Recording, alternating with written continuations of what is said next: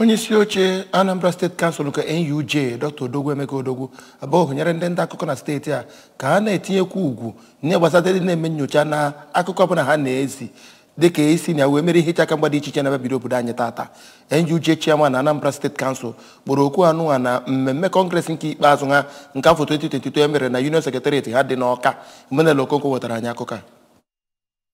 Odogwu nọrọ oge ọ na-alụtụ aka na ihe ga-eme ka obodo ọbụla na-aga n'iru bụ ịgba mbọ ndị ọrụ nta akụkọ n'obodo ahụ banyere n'ịlụsi ọrụ ha ike dịka ndị na-ebu agha megide mpụ na omekome dị n'obodo site n'ihe ha na-ede nakwazi okwu ha na-ekwu n'igwe nzikọrịta ozi ebe ọ kpọkuru ndị ọrụ nta akụkọ nọ na steeti a ka ha gbanyisie ike hụ na a na-alụ ọrụ ha ọfụma na-enweghị ụjọ ma ọ bụ nkoropụ obi ọbụla. Ọ nọrọ na ya bụ ihe mmemme too ndị ọrụ nta akụkọ nọ na Anambra steeti ọkachasị ndị so n'otu Anambra NUJ maka mbọ ha na-agba ịlụ ọrụ ha dịka ndị ndozi obodo ya nakwazi ịhụ na udo na ịhụnanya na-achị achị n'otu ahụ akpọrọ Nigerian Union of Journalists nke Anambra steeti ma kpee ekpere ka Chineke mee ka afọ na-abịa abịa bụrụ ọkacha mma wee nye ya bụ otu NUJ Anambra steeti nakwazi ndị nọ n'ime ya. Onye okwu na ya bụ ihe mmemme bụkwazi onye ji otu ndọrọndọrọ ọchịchị Young Progressives Party wee na-azọ ịnọchite anya Ọka North nakwazi Ọka South n'ụlọ omebe iwu etiti